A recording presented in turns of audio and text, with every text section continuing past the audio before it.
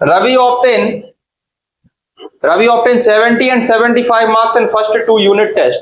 2 test में उसको एक में कितने मिले हैं 70 और एक में कितने मिले हैं 75 marks first 2 unit. New book में कितना नंबर क्वेश्चन है ये न्यू बुक में ओल्ड बुक को चलो भले नहीं मिलाओ। Ravi obtained 70 and 75 marks in first 2 unit test. Find the minimum marks he should get in the third test to have an average at least 60 marks. यानी कि पहले टेस्ट में उसको फर्स्ट टेस्ट में कितने मार्क्स मिले हैं फर्स्ट टेस्ट में उसको मिले हैं कितने मिले हैं 70 मार्क्स और सेकंड टेस्ट में कितने मिले हैं 75। तो हमें बताना है कि थर्ड में कितने मिले ताकि उसका जो एवरेज मार्क्स है जो एवरेज स्कोर है वो कितना हो जाए एवरेज कितना चाहिए एटलीस्ट 60 मार्क्स। एटलीस्ट का मतलब होता है कि कम से कम 60 होना चाहिए इससे ज्यादा चल जाएगा इससे कम नहीं होना चाहिए इससे ज्यादा चल जाएगा 60 तक आए तो कोई बात नहीं। तो हम मानेंगे suppose that he got x marks in third test में उसको कितने मार्क्स मिले x मार्क्स मिले। तो हमें पता है कि एवरेज का जो फार्मूला होता है एवरेज का क्या होता है sum of all data upon number of data कितने डेटा है और उनका सम कर दो ऊपर।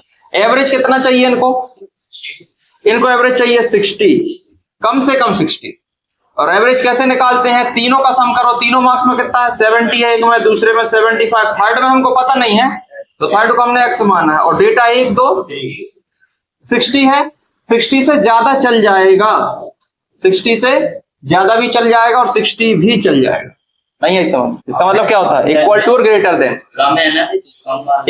ग्रेटर देन अरे एवरेज जो है ना एवरेज अच्छा ये बोल रहे हो तुम ये बोल रहे हो ऐसा बोल रहे हो ये ग्रेट हो जाएगा कम से कम और इक्वल टू ये जो है ना ये वाला हिस्सा ये ज्यादा चाहिए 60 से ज्यादा चाहिए या 60 चाहिए समझ गए ना 60 से ये वाला हिस्सा बड़ा होना चाहिए या 60 तक आना चाहिए या ये दोनों इक्वल हो जाए समझ गए। अब दोनों को प्लस करो 70 और 75 कितना हो जाएगा 145 प्लस x अपॉन 3 इधर आके मल्टीप्लाई 180 फिर प्लस का 145 इधर आके माइनस का तो कितना आया 35 यानी x की जो हमारी वैल्यू आई है वो कितनी आई है 35 मार्क्स ठीक है। यानी कि इनको कम से कम 35 तो चाहिए 35 से ज्यादा आ जाए यानी x जो नंबर है ना वो 35 आ जाए इक्वल का मतलब वो 35 आ जाए या 35 से ज्यादा आ जाए समझ गए। तो ये हमारा आंसर है कितने मार्क्स चाहिए उसको 35 मार्क्स मिनिमम तो उसको कितने चाहिए 35 मार्क्स चाहिए ही चाहिए। समझ में आया कि नहीं आया चलो हल्ला नहीं करो क्वेश्चन नंबर आवाज नहीं है क्वेश्चन नंबर 33 मिलाओ। The obtained mark of student in terminal and half yearly terminal यानी क्वार्टरली एग्जाम और हाफ ईयरली में उसको कितने मार्क्स मिले हैं 52 और 56 यानी marks in terminal exam terminal में कितने मिले हैं उसको 52 है ना और हाफ ईयरली में कितने मिले हैं marks in half yearly exam half yearly में उसको मिले हैं 56 कितने मिले हैं 56। तो हमें ये बताना है पिछले वाले जैसा है ये हमें ये बताना है find out the minimum marks कम से कम वो कितने नंबर लाए which after getting the annual examination में कि उसका जो the student can achieve the minimum mean marks 60 mean मतलब भी एवरेज ही होता है तो उसका जो टोटल मीन निकल गया तीनों एग्जामिनेशन का वो कितना है कम से कम 60 आए तो 60 आना चाहिए ओवरऑल जो मीन है उसका वो कितना आना चाहिए 60 आना चाहिए, ठीक है, मिनिमम। इससे ज्यादा चल जाएगा, 60 से ज्यादा चल जाएगा। समझ में आ रही है बात? अब देखो यहां हम मानेंगे, let us assume he got marks in final exam. Final exam में उसको मान लो x नंबर मिले। कितने मिले हैं? x मार्क्स उसको मिले। तो यहां देखो, हमें पता है, अभी हमने एक फार्मूला लिखवा दिया था एवरेज का। एवरेज कैसे निकालते हैं? जैसे एवरेज उसको 60 चाहिए या मीन चाहिए, मीन भी एवरेज है। 60 चल जाएगा और 60 से ज्यादा भी चल जाएगा। मिनिमम 60 बोला है, इक्वल टू 60 नहीं बोला। और मीन निकालते कैसे हैं? तीनों जो नंबर हैं उनका सम करेंगे और 3 से, 3 है तो 3 से डिवाइड, 4 नंबर हो 4 से डिवाइड। तो इसका मतलब क्या हुआ? इस कंडीशन का मतलब ये हुआ कि उसको जो एवरेज यानी जो मीन चाहिए वो 60 चाहिए, 60 से ज्यादा चल जाएगा या 60 के इक्वल भी चल जाएगा। समझ गए? तो यहां पे हम ये नंबर पता कर लेंगे। 3 डिवाइड में इधर आके तो 63 जा, ये दोनों को प्लस कर दो तो 108, प्लस का 108 इधर आके माइनस का, तो यहां पर कितना बचा?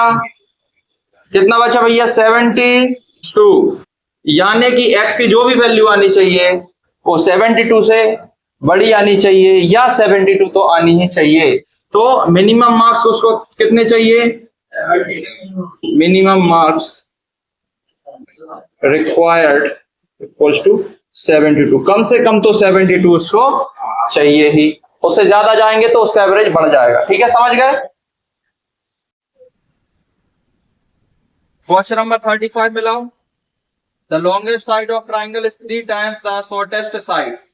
ट्राइंगल की 3 साइड होती हैं, तो उसमें एक लॉन्गेस्ट साइड है, एक शॉर्टेस्ट साइड है और एक थर्ड साइड है। तो लॉन्गेस्ट साइड जो है is 3 times the shortest side. तो मान के चलो, हमने मानी सपोज जो शॉर्टेस्ट साइड है ट्राइंगल की वो है x। वो क्या है? x। शॉर्टेस्ट साइड है x, ठीक है। तो लॉन्गेस्ट साइड इसकी क्या है? 3 टाइम्स है, यानी 3x है।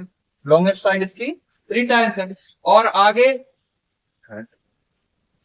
if the shortest side, third side is 2 centimeter shorter than the longest side। तो थर्ड साइड है, थर्ड साइड जो है लॉन्गेस्ट साइड से भी कम है, लॉन्गेस्ट साइड से भी कम है, ठीक है।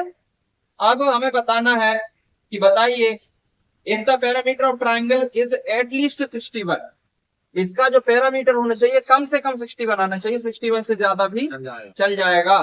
तो हमें बताना है काय की value, find the minimum length of shortest side, x की वैल्यू निकालनी है। तो इनका कहना है कि पैरामीटर ऑफ जो ट्राइंगल है, पैरामीटर ऑफ ट्राइंगल जो होना चाहिए वो क्या होना चाहिए? कम से कम 61 या उससे ज्यादा। मिनिमम बोला है ना, तो 61 तो होना ही चाहिए, उससे ज्यादा भी चल जाएगा। तो पैरामीटर ऑफ ट्राइंगल का मतलब क्या होता है? सम ऑफ ऑल साइड, तीनों साइडों को जोड़ना, यानी x प्लस कर दो। दूसरी साइड क्या है? 3x। थर्ड साइड क्या है? 3x minus 2। आ रहा है समझ में? x और 3x मिलके 4x, 4x और 3x मिलके 7x, माइनस का 2 इधर जाके तो 61 में 2 प्लस होंगे तो 7 इधर जाके डिवाइड, तो 7 9 जा, तो आंसर जो है हमारा 9 है। यानी आपको जो थर्ड साइड की जो वैल्यू होनी चाहिए, जो शॉर्टेस्ट साइड की जो वैल्यू है वो क्या है? 9 या उससे ज्यादा भी हो सकती है, ठीक है। Question number 36, a man wants to cut 3 length from a single piece of board length 91। यहां समझो एक चीज, यहां पर 91 मीटर का एक लकड़ी का टुकड़ा है जिसके 3 पीस करने हैं। कितने पीस करने हैं? 3 पीस करने हैं। अब एक चीज समझो, ये फर्स्ट पीस, ये सेकंड पीस, ये थर्ड। अब यहाँ पर the second length is to be 3 centimetre longer than the shortest, यानी कि जो सेकेंड वाली जो लेंथ है वो 3 सेंटीमीटर लॉन्गर है शॉर्टेस्ट के, जो सबसे शॉर्टेस्ट होगी। तो हमने मान लिया शॉर्टेस्ट, शॉर्टेस्ट कुछ नहीं दिया, शॉर्टेस्ट जो लेंथ है, शॉर्टेस्ट लेंथ जो है वो है x, ठीक है। सबसे शॉर्ट वाली x है, तो जो हमारी सेकेंड वाली है, सेकेंड लेंथ जो है हमारी वो क्या है? इससे 3 सेंटीमीटर ज्यादा है ये सेकंड वाली, x प्लस 3 है। और और the third length is to be twice the long as the shortest. Third वाली जो लेंथ है, थर्ड जो लेंथ है वो इसकी ट्वाइस है शॉर्टेस्ट की। ट्वाइस मतलब 2x है, और पहली वाली हमने क्या मान ली, x मान ली। तो 3 जो हमारे कट हो गए, ठीक है, 3 कट इस प्रकार से हो गए। अब कंडीशन देखो क्या, तो और अगली कंडीशन इन्होंने दी है, what are the possible length of the shortest board is to be third piece is to be at least 5 centimetre longer than the second। अब एक चीज समझो, पहली बात तो अगर हम इन तीनों जो पार्ट है इनको प्लस करेंगे, इनकी जो भी वैल्यू आएगी, इनकी जो भी वैल्यू आएगी वो 91 से कम या 91 आएगी। कम भी हो सकती है या 91 तो 91 एग्जैक्ट आ सकता है, उससे ज्यादा तो नहीं आ सकता ये है, पहली कंडीशन। सेकंड कंडीशन आखिरी में दी है, what are the possible length of the shortest board if the third piece, जो थर्ड पीस है, थर्ड पीस क्या है, 2x है, थर्ड पीस जो है, if the third piece is to be at least 5 centimetre longer than the second, यानी ये जो है एटलीस्ट 5 सेंटीमीटर सेकेंड वाले से ज्यादा है, सेकेंड वाले से 5 ज्यादा है, ये बड़ा है, ठीक है, ठीक, 5 सेंटीमीटर ये ज्यादा है, एटलीस्ट कम से कम, इक्वल भी हो सकता है। तो ये कम से कम तो हमें इससे 5 सेंटीमीटर ज्यादा चाहिए, और ज्यादा भी चल जाएगा, और ज्यादा भी चल जाएगा, इसलिए इसको हमने बड़ा किया। एटलीस्ट बोला ना उसने, इसलिए हमने इसको बड़ा किया, ठीक है। सेकंड वाला जो है, जो थर्ड वाला जो है, सेकंड वाले से 5 ज्यादा है, उससे ज्यादा भी चल जाएगा।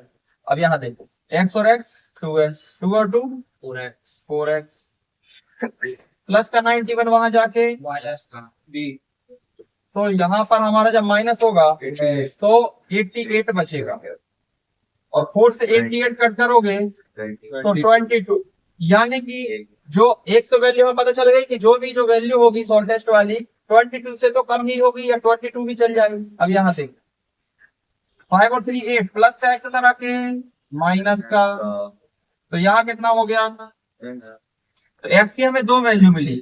x की वैल्यू हमें क्या मिली, यहाँ पे लिख दे रहा है, x की हमें वैल्यू मिली, पहली बात तो x की जो भी वैल्यू है वो ग्रेटर है और इक्वल है 8 से, और लेस देन है और इक्वल टू है 22 से। तो जो हमारी साइड्स हो सकती है, शॉर्टेस्ट साइड, शॉर्टेस्ट साइड हो सकती है वो किस किस के बीच में हो सकती है, 8 से लेकर के 22 के बीच में, 8 से लेकर के 22 के बीच में हो सकता है, ठीक है, 8 से लेकर के 22 के बीच में हो सकती है, 8 और 22 भी काउंट होंगे। आइए दोस्तों लास्ट क्वेश्चन करते हैं इसका, question number 37। To receive grade A marks in a course, one must obtain an average of 90 marks or more in the 5 examination. If Sunita marks in first 4 exam are 87, 92, 95, 94 and 95, find the minimum marks to Sunita must obtain to get the exam to get grade A in a course. यानी सुनीता को total अगर 90 से ऊपर उसको grade लाना है, total 90 से ऊपर अगर ग्रेड लाना है या उससे ज्यादा लाना है, तो लास्ट वाले में उसको कितने मार्क्स लाने हैं लास्ट एग्जाम में, देखिए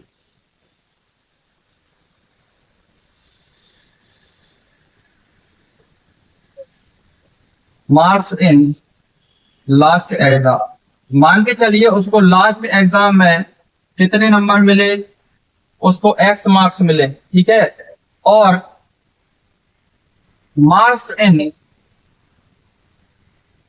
फर्स्ट फोर एग्जाम्स, उसको फर्स्ट 4 एग्जाम्स में कितने मार्क्स मिले हैं, तो उसको मिले हैं 87, 92, 94 एंड 95। उसको जो एवरेज मार्क्स है, एवरेज जो उसको चाहिए, एवरेज मार्क्स ओवरऑल जो उसको एवरेज मार्क्स चाहिए वो 90 या 90 से ज्यादा चाहिए, 90 या 90 से ज्यादा चाहिए, क्योंकि उसको ग्रेड ए लाना है। ग्रेड ए कब आता है, जब 90 से ज्यादा मार्क्स आएंगे। तो एवरेज कैसे निकालते हैं, एवरेज में हम सभी नंबरों का सम करेंगे, और इसमें 5वां जो पेपर है उसमें उसको x मार्क्स मिलेंगे अपॉन 5, 90 से ज्यादा, डिवाइड का 5 इधर आके मल्टीप्लाई हो जाएगा, और इन सब डिजिटों को हम सम कर लेंगे। तो इन सबको हम सम करेंगे, 87, 92, 94 और 95, 5 4 9 और 2 11 और 7 18, 9 9 18, 27 में 8 करोगे तो 35 और 1 36, 368 368 प्लस एक्स, और ये फाइव इधर जाके मल्टीप्लाई होगा तो 450 हो जाएगा। तो ये इधर 368 इस साइड जाएगा तो ट्रांसपोज होकर के माइनस का हो जाएगा, और जब हम माइनस करेंगे 450 से 368 को, तो हमारे पास आएगा 82। यानी अगर उसको 90 से ज्यादा लाने हैं, अगर उसको 90 लाने हैं तो उसको 82 मार्क्स लाने पड़ेंगे, और अगर 90 से ज्यादा मार्क्स चाहिए तो 82 से ज्यादा नंबर लेके आए, कम से कम उसको 82 तो लाना है।